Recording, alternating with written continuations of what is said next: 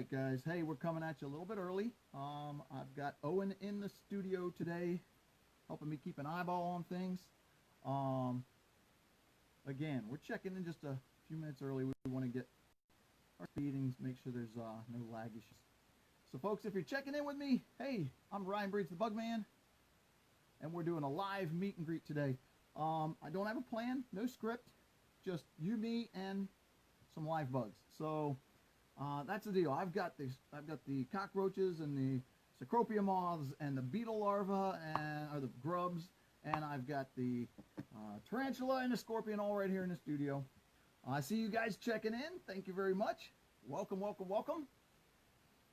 We're gonna wait about one more minute or two, and then we're gonna kick this party off. But guys, you know how much I appreciate all of you, for real. Every Monday, Wednesday, Friday, I'm doing this, and there's a few of you that are right on it every single day, and that is very, very cool. So I appreciate it. I see you guys coming in. I'm gonna check in at your wave back at you. Nice job, guys. Thank you for being here. A few more people checking in. That's awesome. Don't know if y'all been outside yet, but it is a beautiful day. So as soon as we're done playing here, you can bet I'm going outside to go play. Because, man, what a nice day in Pennsylvania. We finally have a day it's not raining, and we finally have a day where the temperatures are over 30 degrees. That's a good day in May in Pennsylvania. I see everybody checking in, guys. That's awesome. Thank you so much for being here. There's a little bit of lag. I hear that. Hopefully we'll be able to get that cleaned up. If there's any audio issues at all, you got to let me know, and Owen and I will try and clean those up. I may actually try and experiment here at one point, and I might actually pull the mic and see if the audio gets any better. Last time we tried that, nobody could hear me, so probably not going to work. But I may do that just because we got these opportunities to get this done. Help clean things up. Guys, thank you so much for coming in. I see you guys checking in. That's outstanding. It makes me so happy to know that I'm not doing this for a total waste of our time.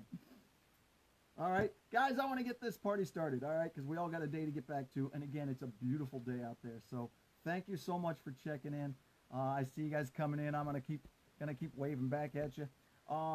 Hey, my name is Ryan Bridge. People call me the Bugman. The reason they call me the Bugman, I'm at schools and churches, libraries, all kinds of cool places, and I go out and I bring a ton of cool bug fun to all of you guys. If you've been checking out the broadcasts, the last couple broadcasts have gone really, really well. So pleased with all the hype over the secropia moths. If you saw that post I did the other day with the secropia moth and the luna moth mating, what in the world is going on, man? As if we're not already in a weird world. That was a weird moment. Just for what it's worth, I wasn't able to let that continue because, one, it wasn't going to work. Nature just isn't that good. And I also had a female secropia moth that it was in another cage that was waiting for a mate. So I let those two hook up for a little bit, and then I stole that male and I put him in her cage with the other secropia. And guess what, man? Within about 5 minutes, they hooked up, and then they ran at it for a while, for about two full days. Very cool. Guys, still checking in. I appreciate you being here, man. Very cool. I got Owen's on the Owen's in the studio today, so if you have any questions, you have anything you want to hit up on, let me know. I do want to tap into the murder hornet thing one more time, and I'm not going to make this a long rant. I'm just going to say, look, I'm still asking for everybody's help with these murder hornet posts that you see coming up. There's a lot of people out there on Facebook that don't actually click on to those posts, but they see, or those memes or whatever, but they see all the hype that's happening. And I've already had people sending me pictures of hornets and wasps that they're killing, and then asking if it's a murder hornet because it looks like one. These are people in Ohio and Pennsylvania and Maryland. So people are still kind of wigging out over these things. So please, please, please, when you see that kind of bad negative hype, when you see that stuff going on, please help me to spread the word that if you don't live in Washington State or Canada, British Columbia to be exact, you don't have to worry about murder hornets. Hands down, they're just not here yet. I don't expect we're going to see them. I think they're going to get them pretty well contained up in Washington. It's also an environmental thing where that habitat up there is perfect for them, whereas, you know, Illinois and North Carolina and Ohio and Pennsylvania are not good habitat for those hornets. So don't expect to see these things, and we need to make sure that people realize that. There's a lot of bad hype about murder hornets. They're Asian giant hornets. They're not murder hornets. So help me out with that if you guys could. I don't think there was anything else that was really pertinent. That's the only thing that's been coming at me on social media at this point is people, you know, don't kill the bee. You know, also don't kill a bee and then ask questions later. Okay, let's try to back away from that too. I realize these things scare people, and it's the hype. It's all in everybody's heads.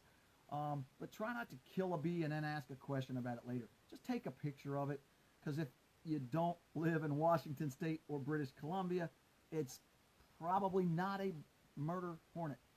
So please spread the word and help me out with that. Okay, guys, that would be really, really nice. All right. Look, again, I've got a bunch of cool bugs in the studio today. I've got Sucropia moths, I've got cockroaches, I've got my beetle grubs, I've got Penelope the tarantula is here, Kevin the scorpion is here. Nobody's seen Kevin the scorpion in a while. Somebody did comment on that the other day. That's because I haven't been doing anything about scorpions. I've been doing mostly silk moths and fun stuff. But Kevin the scorpion is always fun to check out. Look at that. Big scorpions are cool. Now, keep in mind, man, little scorpions are generally the bad ones that can sting people badly. There's some small scorpions out there that are, you know, pretty notorious for being really bad.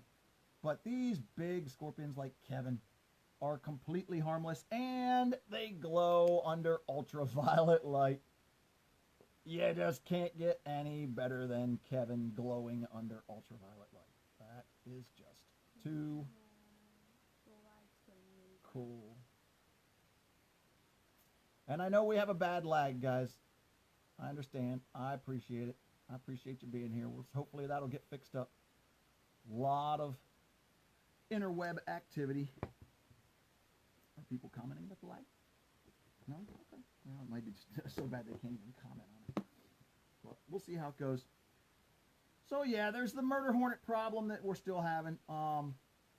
And then people have been really digging the Sucropia moth posts that I've been making. Between the still pictures and the actual broadcast that I did as well on the Sucropia moth. So I really appreciate that. You guys were all over that one as well. So very, very cool. I love you guys, and I appreciate you for being here. I could not do this without you, so it's really cool that you're here with me. Let me get one of the Sucropia moths out because I sit and talk about them, but man, I can't help it. These are just such cool moths. Sucropia moths. Outstanding.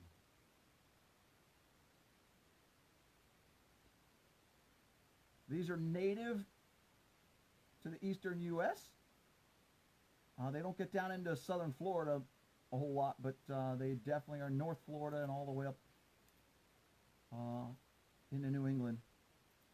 I would venture to say they go as far north as into eastern Canada as well, but still very neat.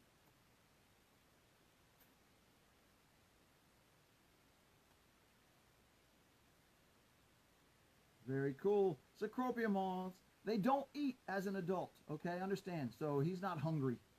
Because the adult giant silk moths, they don't eat. Let's see if we can do this. This might be fun.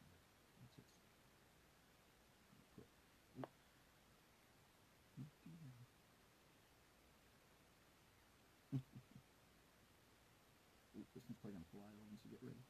You need to collect this one.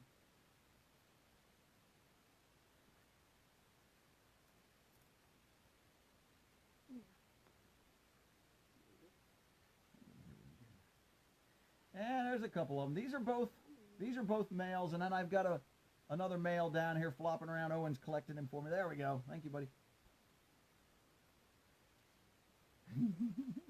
What's the best way to find Sucropia moths? Ooh, good question. The best way to find Sucropia moths in the winter time, I would say go find the cocoons. In the summertime, you run big bright lights.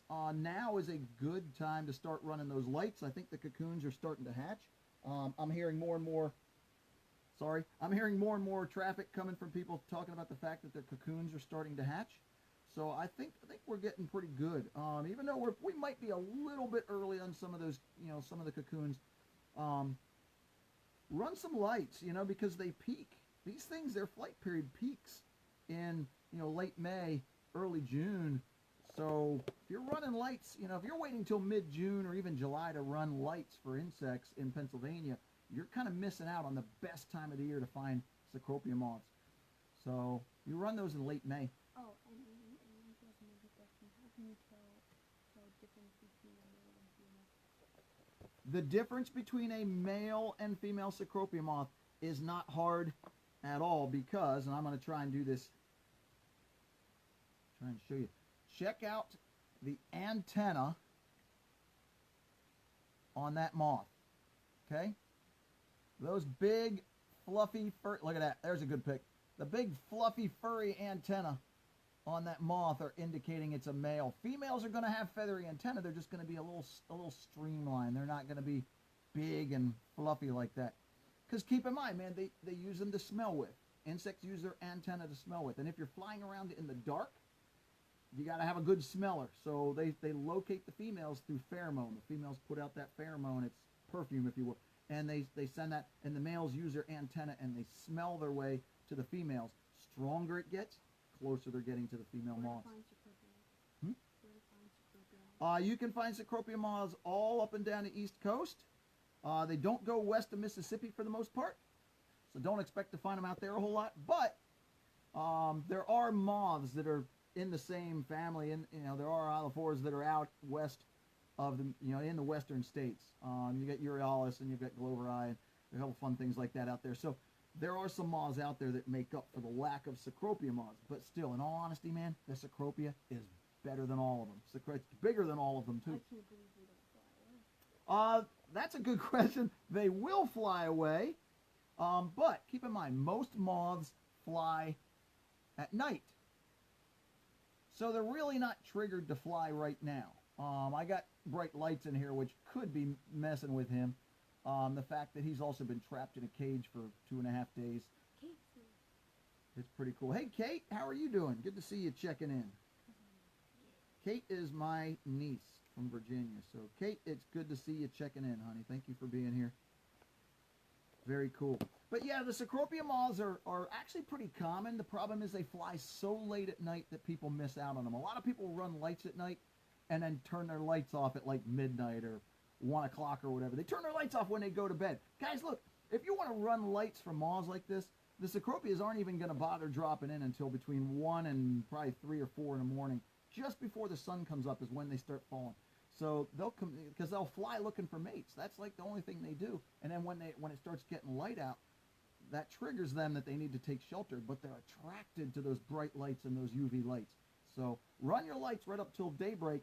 But if you want to go to bed, fine, do that. But set an alarm for like 3:30 in the morning. Go to bed, get up and come out and check your lights at about 3:30 in the morning. That's when there should be a lot of cool stuff there. Probably Sucropia moths. Can't do better than that. It's nice. See, I love running lights because the bugs actually come to me. It's a whole different story. When I'm with the 4-H Entomology Club, for instance, and their favorite way to collect, hands down, is running lights. Because we set up the lights, and we may set up a couple different stations, and then we sit back, and we'll sit back in chairs, and we maybe burn a campfire, and we will, eat, drink, and be happy, and play games, and fun stuff like that. And you feed kids, soda and chocolate and s'mores and popcorn and stuff all night long,